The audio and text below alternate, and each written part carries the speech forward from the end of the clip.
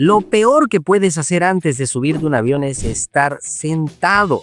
De hecho, estar sentado durante horas a la vez, inclusive antes de subirte a tu tren, autobús o avión, te puede causar coagulación sanguínea, mala circulación, trombosis y indefectiblemente la muerte.